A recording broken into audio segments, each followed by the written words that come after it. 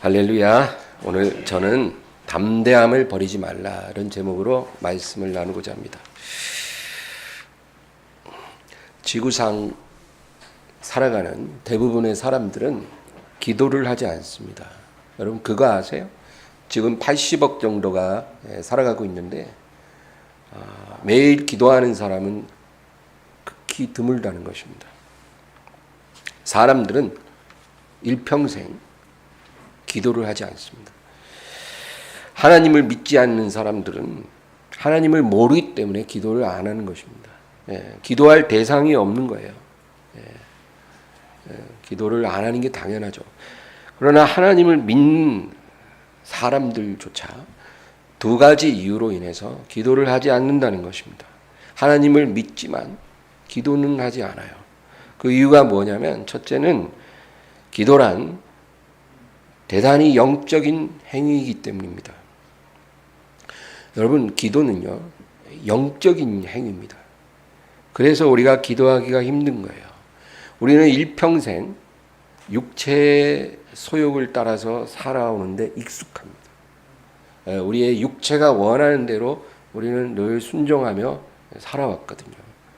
그러던 사람이 어느 날 갑자기 성령이 우리 안에 들어오셨는데 그 성령의 소욕을 따라 살기가 쉽지가 않은 거예요. 육체에 익숙한 사람이 영을 따라 사는 것은 상당히 어렵다는 것입니다. 외국에 이민을 가거나 유학을 가면요, 다들 그런 말을 해요. 처음에 한 6개월에서 1년 정도는 너무 피곤하다는 거예요. 하루가 너무 피곤하대요. 한국에서 하루하고 다르대요.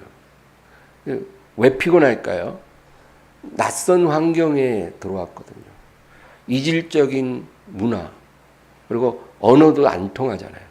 그러니까 그 외국말을 알아들어야 되니까 얼마나 신경이 쓰여요. 또 내가 표현하는 것도 너무 어렵고, 그렇죠? 그러니까 하루가 피곤한 거예요. 근데 익숙해지면 조금씩 이제 괜찮아지는 거죠. 우리도 성령과 교제하는데 익숙지가 않기 때문에 기도하는 시간이 부담스러운 거예요.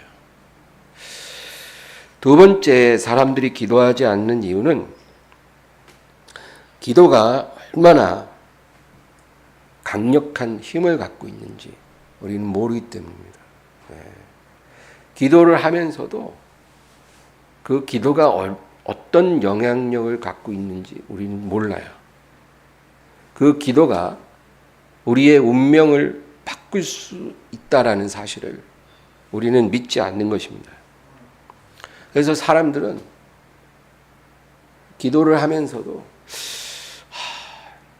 이 기도를 하나님이 들으실까? 의아해하는 거예요. 우리가 산에 가서 이렇게 큰 소리를 내면 메아리가 오잖아요. 그럼 내 소리가 그냥 메아리로 오는 거예요. 산이 나에게 대답하는 게 아닌 거죠. 우리가 기도할 때도 주여 나를 불쌍히 여기소서 하면 불쌍히 여기소서 서서 그러고 끝나요. 하나님이 아무 소리도 안 하는 것 같아요. 그래서 대답 없는 메아리 아닌가. 이렇게 맨날 기도한들 무슨 의미가 있을까. 그냥 이 시간에 나가서 열심히 일이라도 해서 돈이라도 버는 게 낫지 않은가. 우리가 이런 생각을 한다는 거예요. 그리고 마음속에 그런 생각이 들어요. 너같이 부족한 사람의 기도를 하나님이 듣겠니? 하나님이 계시다 해도 너같이 믿음이 부족한 사람의 기도는 하나님께 도착하지도 않을 거야. 이런 생각이 드는 거예요. 그래서 사람들은 한두 번 하다가 기도를 포기하는 것입니다. 누가복음 18장에 예수님 비유 중에 한 가난한 과부가 억울한 일을 당했다는 거예요. 그래서 그 도시의 재판관에게 가서 하소연을 하는데 이 재판관은 아주 불의하고 교만한 사람이에요. 그래서 뇌물을 주지 않으면 절대로 가난한 자들의 억울함을 풀어주지 않는 사람입니다. 아무리 억울한 일을 당해도 소용이 없다는 거예요.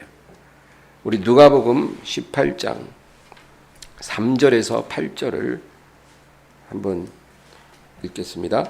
그 도시에 한 과부가 있어 자주 그에게 가서 내 원수에 대한 나의 원한을 풀어주소서 하되 그가 얼마 동안 듣지 아니하다가 후에 속으로 생각하되 내가 하나님을 두려워하지 않고 사람을 무시하나 이 과부가 나를 번거롭게 하니 내가 그 원한을 풀어주리라.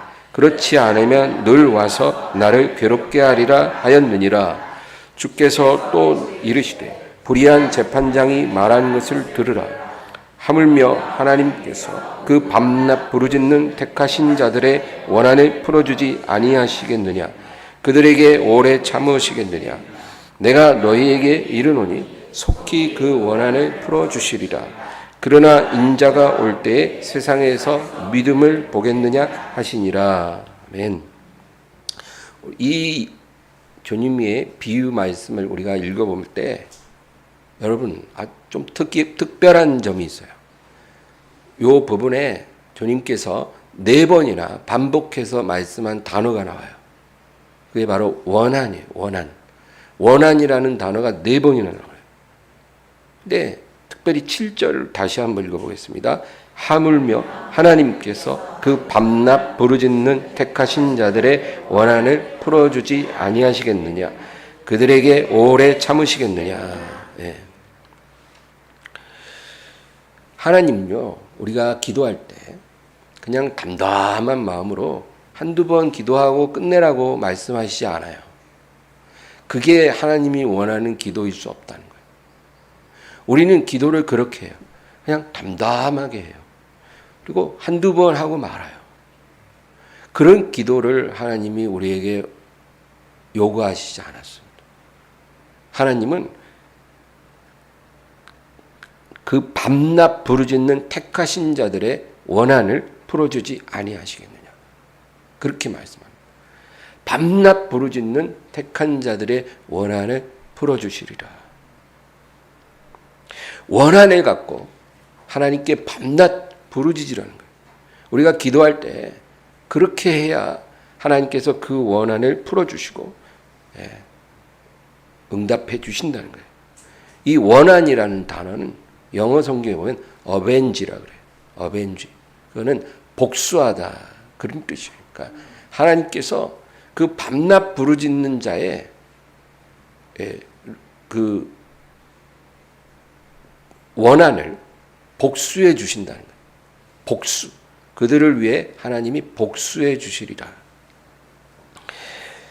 여러분, 우리가 기도할 때 우리를 위해 복수해 주시는 하나님 앞에 부르짖는 거예요.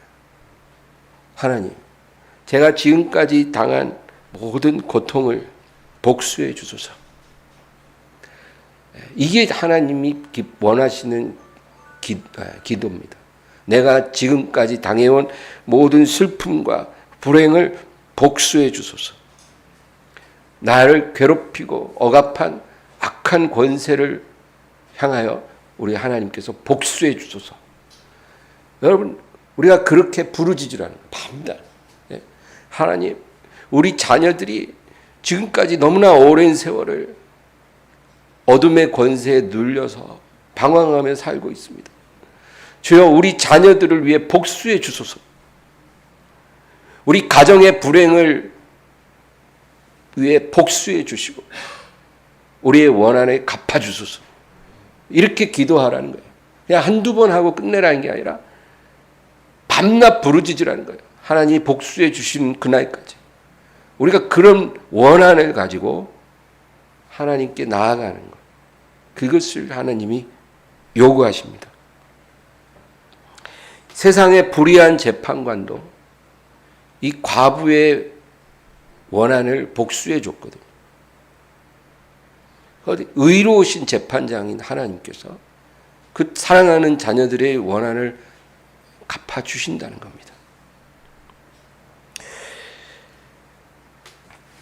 하나님이 원하시는 믿음은요, 그냥 고상하게 담담하게 하나님 앞에 구하는 그런 믿음이 아니에요. 원한을 갖고 복수해 달라고 하나님께 부르짖는 그 믿음을 하나님이 보시고 싶으신 겁니다. 로마서 12장 8절 말씀 다 같이 읽겠습니다. 내가 너희에게 이르노니 속히 그 원한을 풀어주시리라. 그러나 인자가 올 때 세상에서 믿음을 보겠느냐 하시니라. 내가 너희의 원한을 속히 풀어줄 텐데, 그런데 내가 이 세상에 다시 올 때 그때까지 나의 복수해 줄 것을 믿고 부르짖는 자들을 내가 볼 수 있을까? 이 말씀이에요. 여러분, 이게 믿음이에요. 주님은 나의 원한을 풀어주신다는 거라는 믿음을 끝까지 갖는 거예요. 주님이 다시 오시는 그날에는 모든 것이 다 갚아지리라. 내 원한을 갚아주시리라. 나를 위해 복수해 주시리라. 우리가 이 믿음 가지고 주님이 다시 오시는 그날까지라도 부르짖으며 기다릴 수 있어야 되는데, 이런 믿음을 주님께서 찾아볼 수 있겠느냐 물으십니다. 저와 여러분이 그런 사람 되기를 바랍니다. 이게 진짜 믿음이에요. 로마서 12장 19절입니다. 내 사랑하는 자들아, 너희가 친히 원수를 갚지 말고 하나님의 진노하심에 맡기라. 기록되었으되 원수 갚는 것이 내게 있으니 내가 갚으리라고 주께서 말씀하시니라. 아멘. 하나님은요, 사람이 자기 원통함을 자기가 갚으라고 말씀하지 않으세요. 네가 노력하고 네가 두 주먹 불끈 쥐고 몸부림쳐서 네 원한을 다 갚으라고 말씀하는 게 아니고, 천지의 주제이신 하나님이 우리를 위해 원수를 갚아주시리라. 우리의 원한을 풀어주시리라. 그거를 믿으라는 거예요. 여러분, 성경을 읽어보세요. 우리가 믿음의 사람들이라고 아는 그 모든 인물들이요, 다 공통점이 있어요. 그건 뭐냐면 그들도 원한이 많은데 그 원한을 하나님이 다 갚아주셨다는 거예요. 네. 그래서 그들을 우리가 믿음의 사람으로 이야기하는 거예요. 아브라함 보세요. 아브라함요, 100세가 될 때까지 아들이 없었어요. 보통 일이 아니에요, 여러분. 그 당시 다 100몇십 살 살았고요. 일평생 자식을 20명씩 낳고 살았던 시대예요. 근데 아들이 없는 사람이에요. 그리고 100살에 아들 하나 낳고 그리고 죽었어요. 근데 하나님께서 아브라함 생전에 뭐라고 약속하셨냐면, 내가 너에게 분명한 언약을 맺을 텐데 너의 자손이 하늘의 무수한 별처럼 그렇게 셀 수 없이 많아지게 하리라. 하나님이 아브라함에게 이렇게 약속을 주셨거든요. 그런데 정작 아브라함은 그가 죽을 때는 사라를 통해서 낳은 이삭 한 명밖에 없어요. 그런데 하나님께서 자기에게 주신 약속을 지켜주실 것을 믿었어요. 내 마음의 원한을 풀어주실 것을 믿는 거예요. 근데 하나님께서 어떻게 하셨어요? 여러분, 지금 아브라함의 자손이 셀 수도 없어요. 육의 자손도 엄청 많고요. 저와 여러분은 아브라함의 영적인 자손이잖아요. 하나님은요, 약속한 건 지키시는 하나님. 하나님이 그를 경외하는 자의 원한을 풀어주신다고 했으면 언젠가는 반드시 그것이 이루어지는 거예요. 믿으시기 바랍니다. 여러분의 자녀로 인해서 혹시 우리 자녀들은 어떻게 된 게 평생을 기도해도 변화가 없어. 낙심하지 말라는 거예요. 부모가 원한을 갖고 하나님을 신뢰하고 기도하면 그 자녀들이 변화되는 걸 믿으라는 거예요. 여러분, 자녀들이 정말 놀랍게 변화돼서 하나님의 사람으로 변하고, 그리고 온 가족이 예배드리며 정말 두 손을 들고 하나님을 찬양하는 그런 모습을 마음속에 그려보세요. 그리고 하나님께서 우리 자녀들을 그렇게 변화시켜 주실 거라는 그 믿음을 갖고 부르짖으세요. 그런 날이 반드시 옵니다. 내가 이 세상에 다시 올 때 그런 믿음을 갖고 나를 기다리는 자들을 내가 얼마나 찾을 수 있겠느냐. 요셉도 보세요. 요셉도 여러분, 하나님이 그의 원한을 갚아주셨잖아요. 요셉이 자기 힘으로 감옥에서 나와서 총리된 게 아니거든요. 근데 하나님은 요셉의 억울함을 들으셨어요. 그리고 요셉이 기대한 것보다 훨씬 크게 요셉을 높여주셨어요. 모세도 마찬가지예요. 자기 힘으로 어떻게 해보려고 할 때는 완전히 곤두박질 쳤지만 그가 40년 동안 연단받고 그리고 하나님의 시간이 되니까 하나님이 모세를 찾아오셔서 모세의 원한을 풀어주신 거예요. 모세를 다시 높여주시고 그가 원했던 이스라엘의 지도자가 다시 되게 해주시고 그리고 그가 평생에 염원하던 자기 민족의 해방을 모세를 통해 이루어 주신 거예요. 하나님은 그를 경외하는 자의 원한을 풀어주십니다. 자기 스스로 높아지려 하면 낮춰버리고 하나님을 기다리는 자에겐 하나님이 그 원한을 풀어주십니다. 누가복음 15장에는요. 아버지를 떠난 둘째 아들 이야기가 나와요. 여러분 잘 아시죠? 그가 아버지를 떠났어요. 그래서 먼 나라에서 방탕하다가 돼지 사료로도 배를 채울 수 없게 됐어요. 그래서 그는 아버지께 돌아가기로 결심합니다. 누가복음 15장 16절에서 20절 우리 다 같이 읽겠습니다. 그가 돼지 먹는 쥐엄 열매로 배를 채우고자 하되 주는 자가 없는지라 이에 스스로 돌이켜 이르되 내 아버지에게는 양식이 풍족한 품꾼이 얼마나 많은가 나는 여기서 주려 죽는구나. 내가 일어나 아버지께 가서 이르기를 아버지 내가 하늘과 아버지께 죄를 지었사오니 지금부터는 아버지의 아들이라 일컬음을 감당하지 못하겠나이다. 나를 품꾼의 하나로 보소서 하리라 하고 이에 일어나서 아버지께로 돌아가니라. 아직도 거리가 먼데 아버지가 그를 보고 측은히 여겨 달려가 목을 안고 입을 맞추니.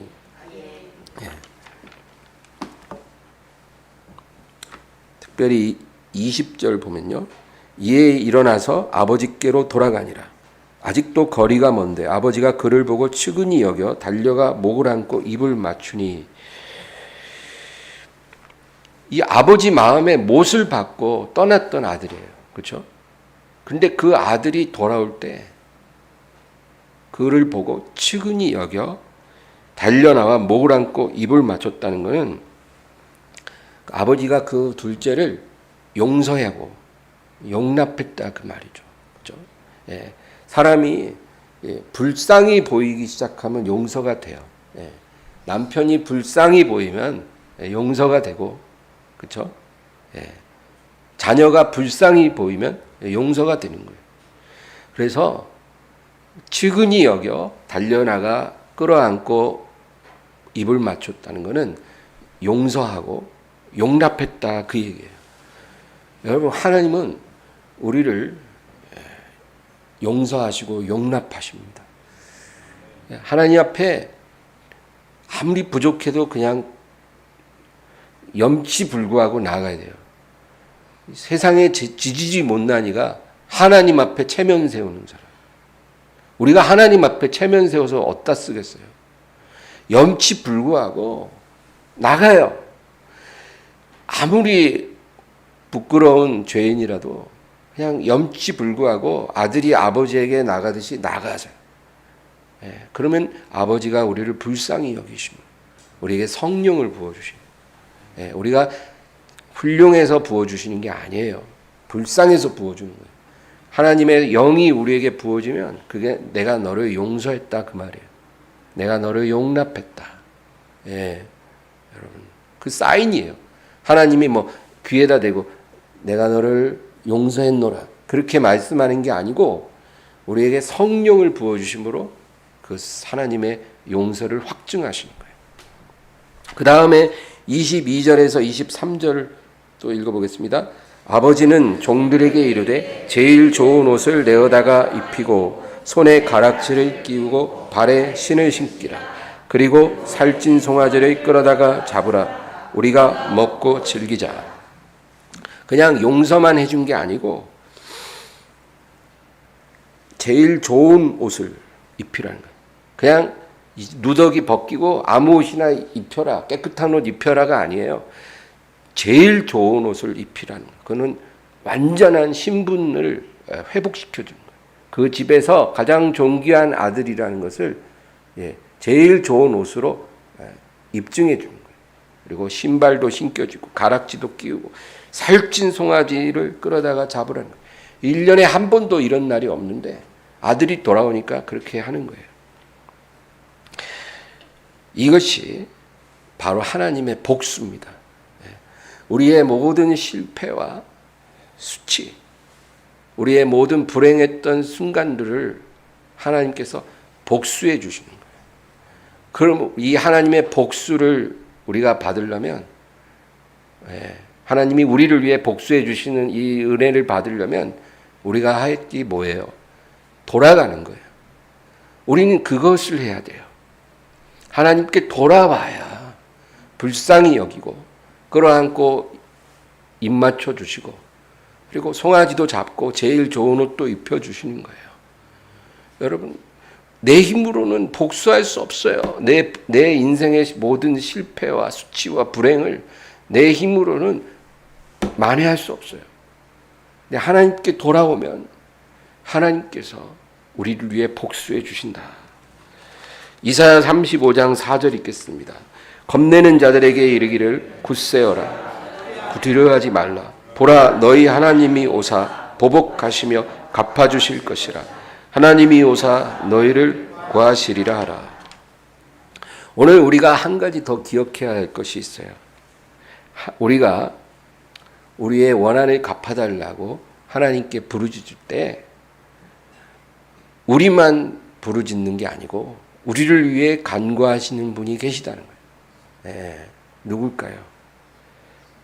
누가복음 22장 31, 32절 읽겠습니다. 시몬아 시몬아 보라, 사탄이 너희를 밀가부르듯 하려고 요구하였음. 그러나 내가 너를 위하여 내 믿음이 떨어지지 않기를 기도하였노니 너는 돌이킨 후에 내 형제를 굳게 하라. 예수님이요 베드로에게 사탄이 밀 까부르듯 너를 요구했다는 거예요. 밀을 까분다라는 말은 키질한다는 뜻이에요. 그래서 키 위에 이렇게 밀을 올려놓고 바람이 많이 부는 날 이렇게 착착착 까부는 거예요. 키질을 하는 거예요. 그러면 이 겨는 바람에 날리고 알곡만 키에 남는 거죠. 근데 사탄이 바람 부는 날에 너희를 키질하고 너희를 요구했다 그 말이에요. 바람이 분다는 것은 고난이 다가왔다는 거예요. 우리에게 고난이 다가올 때 사탄이 우리를 키질합니다. 우리를 까불어요. 그래서 우리가 막 바람의 겨가 되어 날아갈 때 사탄이 하나님 앞에 우리 영혼을 요구한다는 거예요. 하나님 보세요. 제가 저렇게 믿음이 없는 애예요. 바람 분다고 저렇게 날아가잖아요. 그러니까 저 영혼은 하나님께 아니라 제 것입니다. 내게 주십시오. 그렇게 사탄이 하나님 앞에 우리를 요구한다는 거예요. 그런데 그 다음 구절, 내가 너를 위하여 내 믿음이 떨어지지 않기를 기도하였노라. 할렐루야. 우리 주님이 우리의 믿음이 떨어지지 않도록 기도하기 때문에 사탄이 바람 부는 날 키질을 해도 까불어도 우리가 겨처럼 날리지 않는다는 거예요. 그 이유는 내가 믿음이 스스로 있어서가 아니라 주님이 우리를 위해 기도하심으로 우리가 믿음에 계속 남아있게 하신다는 거예요. 여러분, 우리가 그 주님의 기도가 있었기 때문에 이 자리에 있는 거예요. 지금 이렇게 비 온 일요일 날 교회에 나와 있다는 건요, 우리가 어떤 인생을 살아왔든지 간에 주님이 나를 위해 믿음 떨어지지 않도록 기도해 주셨기 때문에 우리가 이 자리에 있는 거예요. 근데 이 말씀을 주님이 하실 때는 베드로가 예수님을 3번 부인하기 전이에요. 그러니까 베드로가 예수님을 3번 부인하기 전에 그런 일이 있을 거를 알고 미리 베드로를 위해 기도했다는 거예요. 그래서 베드로가 예수님을 3번, 한 번도 아니라 3번이라는 건 완전수예요. 성경에서 3과 7은 완전수예요. 그러니까 완벽하게 예수님을 배반했는데 사탄이 까불어서 청구할 만해요. 그런데도 베드로는 믿음을 잃어버리지 않은 거예요. 여러분, 우리가 이런 은혜를 받고 있다는 것을 믿으시기 바랍니다. 그러면 우리가 해야 할 일은 믿음 잘 지키고 하나님께 우리의 원한을 갚아주실 때까지 부르짖어 기도하는 겁니다. 믿음 놓치지 말고 기도를 멈추지 말라는 거예요. 이게 우리가 할 일이에요. 우리를 위해 예수님은 기도해 주시니까 우리는 믿음 잘 지키고 기도하라는 거예요. 우리의 모든 원한을 갚아주시는 날까지 기도하십시오. 헛되고 욕망으로 가득한 그런 소원을 하나님께 아뢰면 응답해 주시지 않지만 하나님이 기뻐하는 것을 우리가 구하면 하나님이 다 들어주세요. 우리의 원한을 다 갚아주세요. 여러분, 우리 부모님 구원해 주세요. 우리 자녀들 변화시켜 주세요. 하나님, 제가 더 이상 가난하지 않고 풍족해서 하나님 섬기고 이웃을 돌아보며 그렇게 베푸는 삶을 살게 해주세요. 우리가 이렇게 기도하면 하나님이 왜 그것을 외면하시겠냐고요.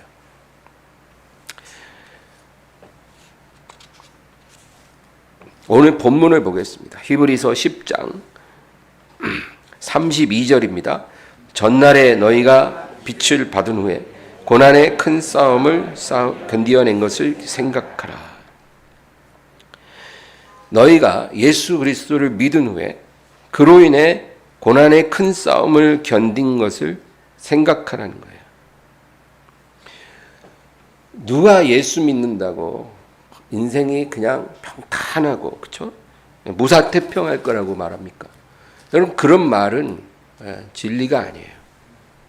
예수를 믿음으로 우리는 고난의 큰 싸움을 통과합니다.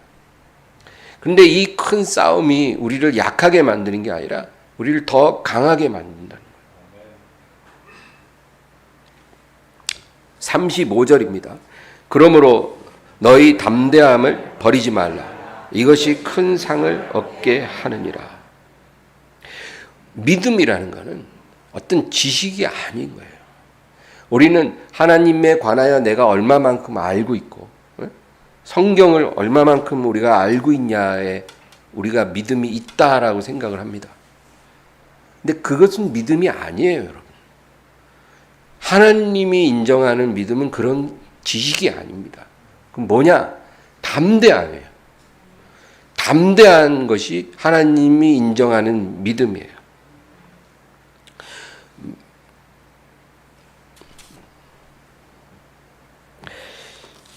믿음은 순종이, 하나님이 우리에게 뭔가를 말씀하실 때 그것에 순종하는 게 그게 믿음이거든요. 산 믿음. 근데 순종을 하려면 담대함이 있어야 돼요.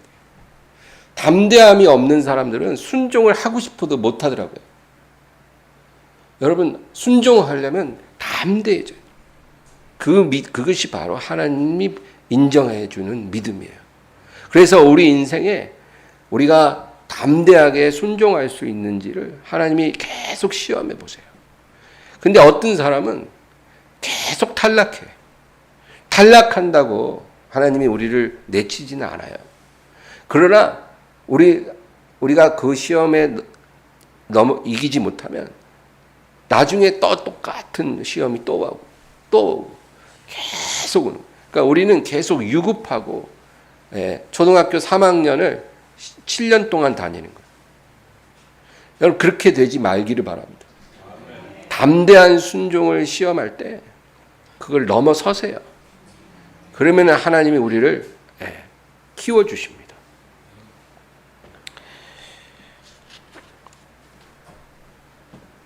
아브라함이 100세의 아들을 낳았잖아요. 근데 어느 날 하나님이 그 아들을 내게 번제로 바치라 그랬어요. 근데 주저없이 다음날 아침 일찍 길을 떠납니다. 여러분, 이게 바로 담대한 믿음이에요. 그냥 머리로만 하나님을 알고 그냥 입술로만 주여 주님을 찬양합니다, 이렇게 말한다고 하나님이 그 믿음을 인정하는 게 아니고, 너가 100세 얻은 사랑하는 독자를 내게 번제로 바치라 말씀하실 때 그것을 담대하게 순종하는 거예요. 아내에게도 말하지 않고 순종했거든요. 그래서 하나님이 아브라함을 인정해 주시는 거예요. 이런 믿음이 우리에게 필요한 거예요. 여러분, 요셉이요, 그 주인의 아내의 부탁을 거절했잖아요. 그렇게 거절하고 나면 어떤 후폭풍이 있을 줄 바보가 아니면 다 예상해요. 지금 자기는요, 완전 밑바닥에서 이제 겨우 자리를 잡은 상태예요. 노예가 그 가정에서 인정받고 주인에게 인정받고 이제 총무 자리까지 얻었어요. 그 자리를 얼마나 지키고 싶겠어요. 근데 하나님이 꼭 시험하거든. 그래서 그 주인의 처가 요셉에게 눈짓을 하는데 거절했어요. 나는 그럴 수 없습니다. 그러고 나면 어떻게 될지 예상할 수 있거든. 그럼에도 불구하고 담대하게 그 유혹을 물리쳤어요. 이게 바로 하나님이 원하시는 믿음인 거예요. 네. 다니엘이 여러분 잘 아시잖아요. 자기가 왕의 금령을 어기면 사자굴에 던져지는 것 알아요. 그러면도 하루 3번 하던 대로 하나님께 예배를 드렸잖아요. 예? 그게 바로 담대한 믿음이에요.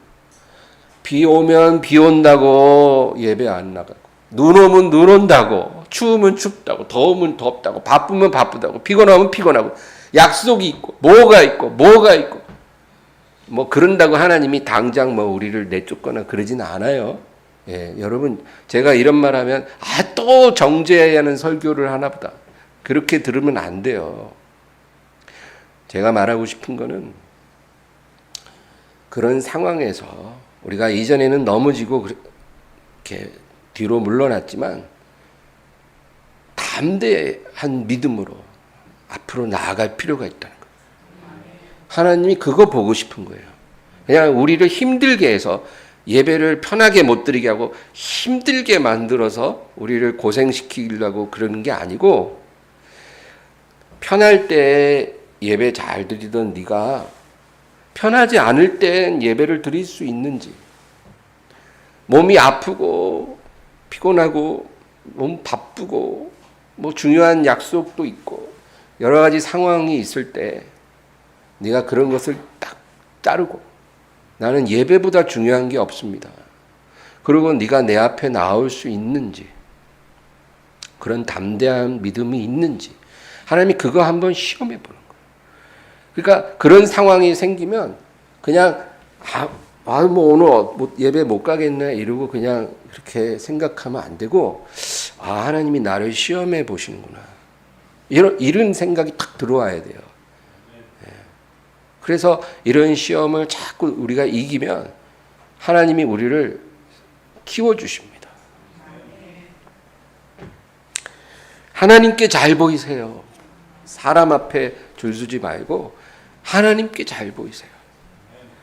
사드락과 메삭과 아벤노고 풀무불에 들어갈 줄 알고도 담대히 우상 앞에 무릎 꿇지 않았고, 에스더는 죽으면 죽으리라 고백하고 3일 금식한 후에 왕에게 나아갔잖아요. 이런 믿음들이요, 다 공통점이 뭐냐면 담대했다는 거예요. 담대. 그냥 머리로만 믿는 믿음이 아니었다는 거예요. 너희의 담대함을 버리지 말라. 이것이 큰 상을 얻게 하느니라. 할렐루야. 36절, 본문 36절입니다. 너희에게 인내가 필요함은 너희가 하나님의 뜻을 행한 후에 약속하신 것을 받기 위함이라. 너희가 지금까지 만약에 담대한 믿음으로 잘 싸워왔다면 지금 너희에게 필요한 것은 인내라는 거예요. 인내. 이 인내가 있어야 너희의 마지막 고비를 너희가 넘길 수 있고, 약속하신 것을 받는다는 거예요. 우리가 지금까지 담대한 믿음으로 시험을 잘 통과해 왔으면요, 여러분 마지막 고비를 넘기 위해 인내하라는 거예요. 성경 말씀이 우리를 얼마나 빛으로 이끌어 주신지 몰라요. 인내해야 합니다. 이 인내 시험까지 너희가 이기면 너희는 약속하신 것을 받을 것이다. 37절입니다. 잠시 잠깐 오면 오시리가 오시리니 지체하지 아니하시리라. 그분은 지체하지 않고 오신다는 거예요. 근데 우리는 이 말씀을 예수님의 재림으로만 생각을 해요. 그렇죠? 근데 이 말씀은 예수님의 재림을 의미하기도 하지만 하나님이 우리에게 약속하신 것을 이루어주는 그것을 의미하기도 하는 거예요. 여러분 창세기 18장 10절 다 같이 읽겠습니다. 그가 이르시되 내년 이맘때 내가 반드시 내게로 돌아오리니 내 아내 사라에게 아들이 있으리라 하시니 사라가 그 뒤 장막문에서 들었다. 여기 하나님이 아브라함에게 뭐라 그러냐면 내년 이맘때, 지금 99세예요. 99세. 내년 이맘때 내가 반드시 너에게 오리라. 내가 너에게 내년에 올 때 사라에게 아들이 있으리라. 여러분 하나님이 우리에게 오신다는 것은 하나님이 우리의 원한을 풀어준다는 거예요. 우리의 오랜 믿음의 부르짖음이 응답된다는 거예요. 지금까지 100살이 될 때까지 아들 달라고 얼마나 기도했겠어요. 이 부부가. 정말 지긋지긋하게 기도했을 거예요. 막 뭐 인내가 더 이상 남아있지 않을 만큼 인내했어요. 근데 하나님이 말씀하는 거예요. 내년 이맘때 내가 너에게 오리니 사라에게 아들이 있으리라. 그 밑에 14절입니다. 여호와께 능하지 못한 일이 있겠느냐.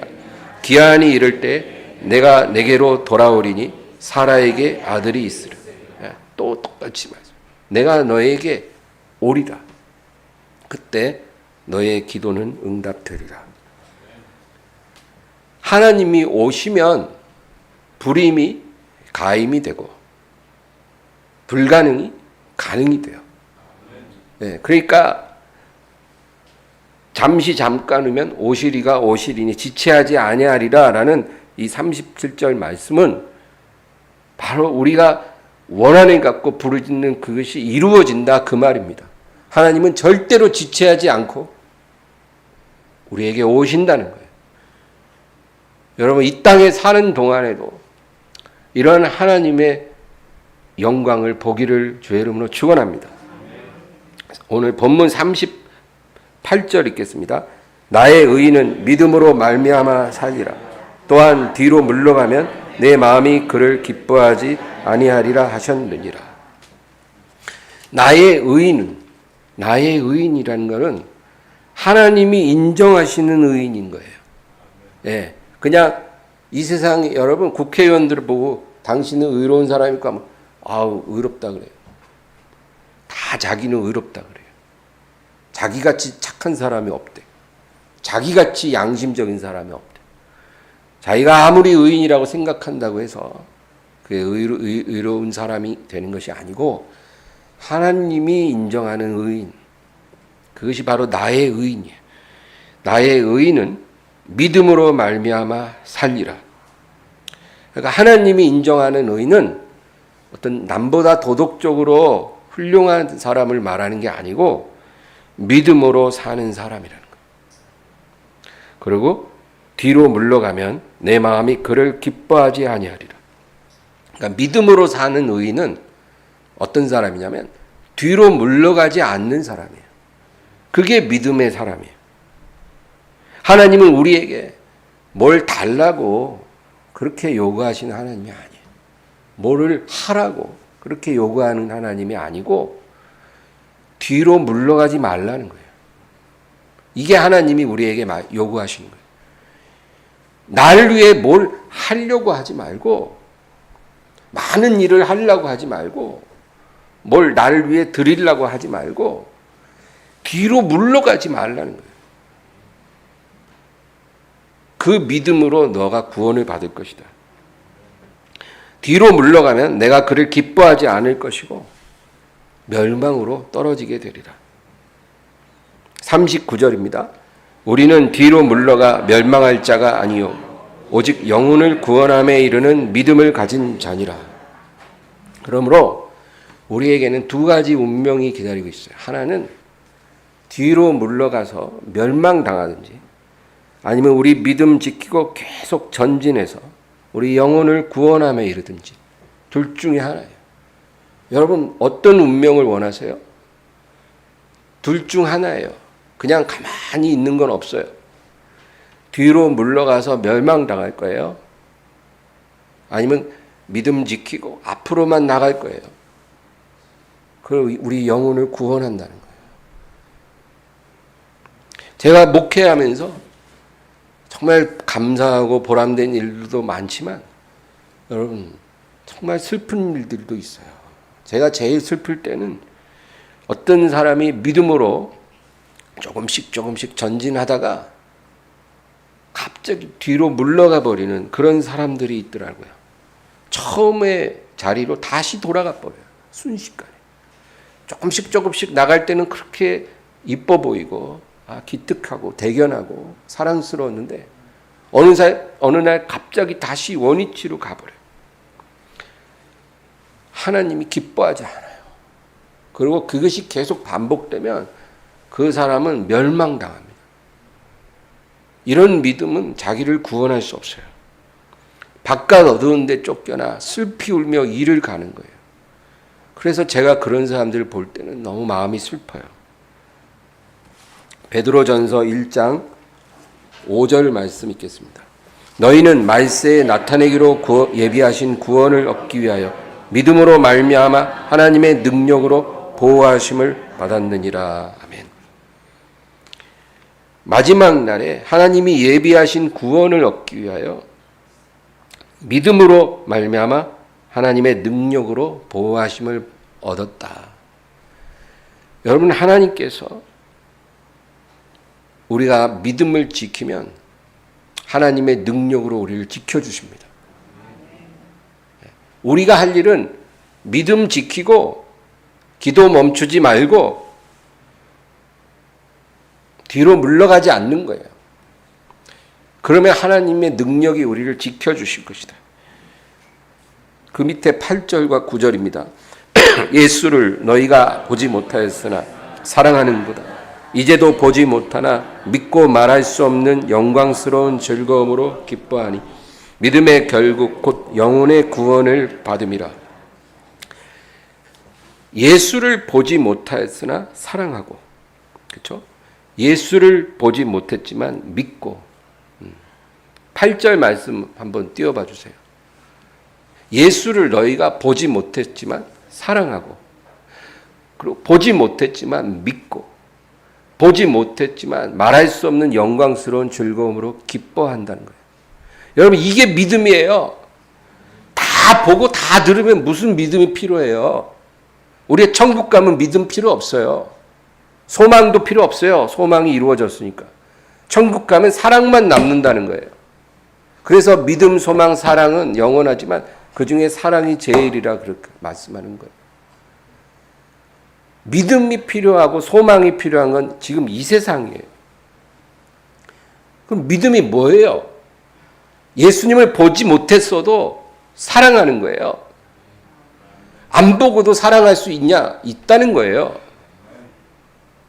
우리 안에 있는 성령으로 말미암아 하나님의 사랑이 확증되었기 때문에, 부어졌기 때문에 우리는 성령의 감동으로 보지 못한 예수님을 사랑할 수 있어요. 보지 못했지만 믿고, 보지 못했지만 말할 수 없는 영광스러운 즐거움으로 기뻐할 수 있는 거예요. 그래서 누가 나에게 돈을 많이 주는 그런 것보다 성령으로 부어지는 하나님의 그 영광스러운 즐거움으로 기뻐하는 기쁨이 더 큰 거예요.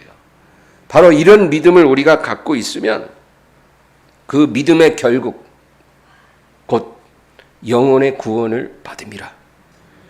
이 사람이 영혼을 구원하는 사람이에요. 우리가 할 일은 우리가 해야 돼요. 우리 주님께서 우리 믿음이 떨어지지 않기를 기도해 주시지만, 하나님의 능력으로 우리를 지켜주시지만, 우리가 할 일은 이 믿음 지키고 뒤로 물러가지 않는 거예요. 오늘 이 말씀 기억하면서 여러분 전진하시기 바랍니다. 뒤로 물러가지 마세요. 뒤로 물러가면 하나님이 기뻐하지 않아요. 주님만 바라보고 우리 주님 이 세상에 다시 오시는 그날이 바로 우리가 졸업하는 날이에요. 그날까지 전진하시기를 주의 이름으로 축원합니다. 하나님 아버지, 오늘 주님을 찬양하게 하시고 우리에게 담대한 믿음을 주시옵소서. 너희 담대함을 버리지 말라. 이것이 너희로 큰 상을 얻게 하느니라.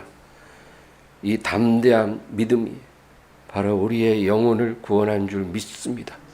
시험이 온다고 날아가지 말고 주님 담대한 믿음으로 주님 뜻에 순종하는 저희들이 되게 하여 주시옵소서.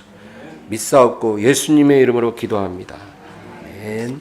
찬양하고 기도하겠습니다.